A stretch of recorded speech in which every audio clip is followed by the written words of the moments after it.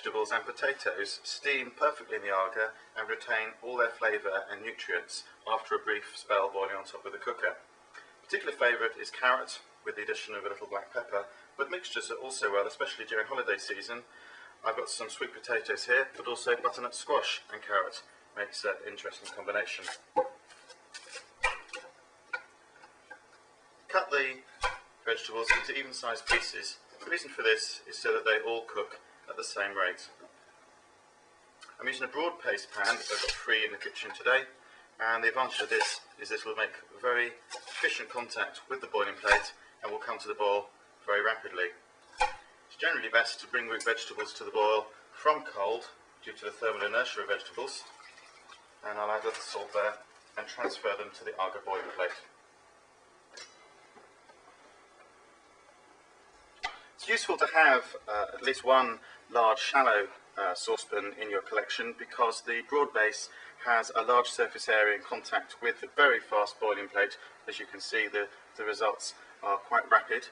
Once they've come to the boil, and in fact adding a lid speeds it up even further, they will need to be cooked on the top at a slow boil rate for 3 to 5 minutes, and in fact I'm going to transfer them to the simmering plate now they've come to the boil. If the simmering plate was in use with several other pans, or perhaps if you're cooking a lot of food in the ovens, an alternative method would be to partially offset the saucepan, half on the boiling plate and half on, and by that way you can regulate the rate of boiling by quite some degree.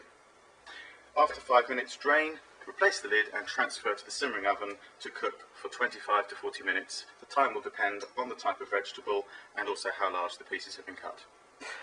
The vegetable mixture are now steamed. Nice punch of steam there. And you'll also notice there has been a little bit of the cooking liquid in the vegetable themselves released, and that contains a lot of flavour, so I'm going to incorporate that into the puree. Just test them. Yes, a thorough cook there. And taking a simple vegetable masher, work my way around. You could use a machine, but it's so quick by hand, certainly saves washing up. I like the texture from hand mashing, but if you like a particularly fine puree, it can even be passed through a moule légumes or a hair sieve. That's fine. Now we need a few flavours.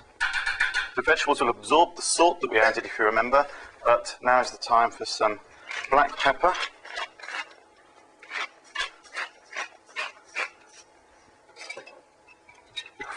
Generous few gratings of nutmeg. Ready grated really is not of much use at all. And then quite a generous amount of butter. I'm using a concentrated butter, so I'm getting quite a lot of buttery flavour for the amount of fat that I'm introducing, so getting the flavour without being too extravagant.